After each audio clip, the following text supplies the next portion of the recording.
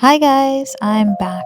I've noticed a couple of my videos have been doing well so far, and I've gained a few subscribers and commenters. Really appreciate you being here. So, Genshin has been progressing and we're currently in Natlan. Things are heating up in there and eventually it seems we'll end up in Snezhnaya. Not sure when yet, but eventually. So today we'll go through all that we know about the place so far. Let's start off of where we think Snezhnaya will be based off of loosely. Now in Genshin, they're known to pull inspiration from different real-world places and things like Fontaine resembling France, Inazuma resembling Japan, while Snezhnaya would resemble Russia. Most of the names so far we know in Snezhnaya are drawn from Russian, Slavic, and Soviet names. I'm expecting their architecture to be breathtaking with the Byzantine revival style of the Kievan Rus, the Muscovite style, the Baroque, the Neoclassical, Eclectism, Art Nouveau, as well as the signature styles of the Soviet period.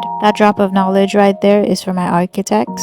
Hopefully I did good. Now their weather there is also said to be based off of Russia's brutal winter climates, with the name literally translating from Russian to English, meaning snowy. I'm hoping we get to wear a cute winter outfit strolling along in Snezhnaya. I'll even settle for just a cool cape-like child in a short side quest, maybe a cutscene, just something to make us feel more like we're actually visiting and respecting other places. But either ways, Snezhnaya is said to be the second richest place they have in Tibet, with Liyue being the first. A harbinger named Pantalone leads economic policies to make this possible, and since it's a developed region, goods from Snezhnaya are exported to all the other regions in Tibet. So their friendship and economy does play a large role in Tibet with the other regions. This also could be a reason why the Fatu is able to linger around the place without it being so much of an issue, even though we've deemed them bad news. Also, based on everyone I've seen come out of this place, they're reserved and firm, dare I say cold, and have dark passes with trauma involved, so naturally I'm assuming we'll be shedding a lot more tears than we've ever shed before in the game. Let's not forget Kale's story that involves the Fatui and being a human experiment. Not to mention, I've heard there's a whole unlawful spot where they do experiments on people. I believe that's what they call not krai, and it seems as if many are feared of it. It seems to be like a fight for yourself type of land. All man for themselves. Whether something is good or bad, ethically or morally, does not seem to apply in this area. Moving on though, while we're in Snezhnaya, I'm expecting more intense fights due to them having the strongest military force in Tibet. So listen, my free-to-play people. Start pulling for some 5 stars. And if you have just a few, then get more, because this might be where it all counts the most. I doubt they'll be holding back on us in this place. The Fatu is primarily their military organization led by the Harbingers.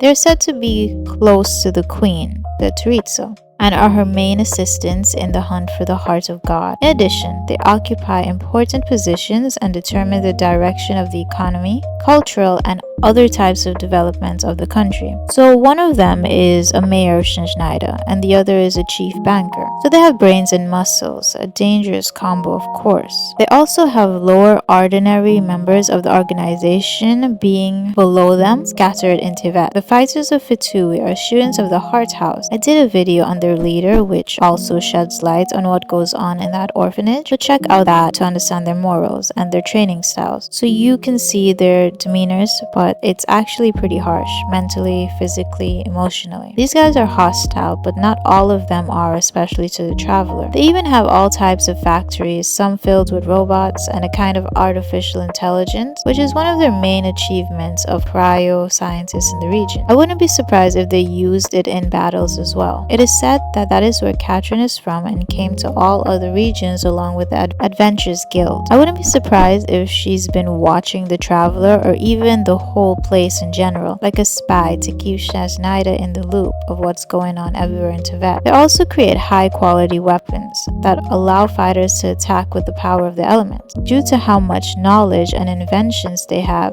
I wouldn't be surprised if they hold some key information or even technology for the traveler to have their dimension jumping / space travel powers again in some short-term way. To me, they're currently sounding a lot like Khaenri'ah when it comes to these inventions / achievements. Maybe that's why they are so driven to get rid of Celestia, because they want to keep advancing and saw what happened to the one nation they're similar to, so they're trying to avoid that outcome. Which then brings us into another achievement of theirs, the Eye of Corruption, or delusion that the Fatui made.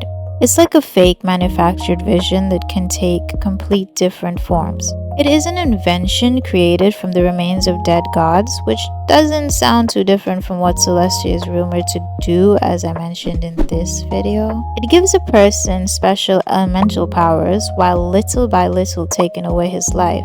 Now that doesn't sound worth it, but it doesn't really seem like you're built to care if you were raised in the program. Now, only a few people were given this by the Queen. The Eye of Corruption is very powerful, and it has perks. For instance, how Senura's power was restrained by it allowing her not to get burnt by her flames. But for ordinary people, the Eye is too powerful, where even a great fighter like Diluc's father practically died from a single use from the delusion. Guys, honestly, if you don't start building a strong team before Snezhnaya, then you might end up quitting, because I sure know I will. It's gonna be an intense time for me if my team isn't built, and a smooth time for my boyfriend, whose team is full of 5 stars, and he has more in the back to pick and choose from, along with great artifacts and weapons, which, by the way, he's also a free-to-play player. He's a type of player who's trying to lose the 50-50, so he's guaranteed the 5-star on the upcoming banner, but ends up winning. And he's like, no, but still ends up getting the upcoming 5-star he wanted without losing the 50-50. Well, I'm out here pulling Chi-Chi when I wanted Ayaka, aka Akaya. Talk about Genshin gods showing favorites. Do you know I once pulled a Khaenri'ah on the weapons banner when I was trying to get Zhongli's staff? I didn't know that was possible. I thought I could only pull weapons on the weapon banner. I'm hoping that luck turns around though, just in case they release a tsaritsa, because I'm sure a lot of people are waiting for her and sales would definitely be high for her. I'm expecting her to look exquisite, but players think she might look like Kokalia from Honkai Star Rail, or even these individuals from Honkai. Her storyline though has to be very deep. She's literally the Ice Queen who took over after another Archon died, and she was once a lover, but gradually her heart grew cold, apparently due to the injustice of Khaenri'ah. This caused her to cut ties with her old friends like Barbados, and she's on her quest to get Gnosis to take down Celestia, and most likely start over the world without their control. I hope it's not a case that she was once a lover due to perhaps her one true love being someone of power in Khaenri'ah, and due to Celestia's actions caused her to lose him/her. Maybe Barbados was able to help them but refused to get involved and allow the events to take place when she felt or knew that it could have been stopped or avoided. I mean, it would explain the drastic coldness and drive she has for Celestia to pay, but it might be too simple for Genshin's storyline. They may make it deeper or make it an entirely different reason, of course. Some even speculate that the tsaritsa either isn't real or isn't alive anymore. But I personally think she is due to Genshin knowing that if they release her, sales would be very high, so they definitely will have to make her alive and present. Maybe down the line, if I find something else about these theories on her, or if you guys present anything to me about it in the comments, then I can look into it more and make a video on her. That's all for now, guys. Thanks for sticking around and joining the channel. Like and subscribe so I can keep making videos. Bye!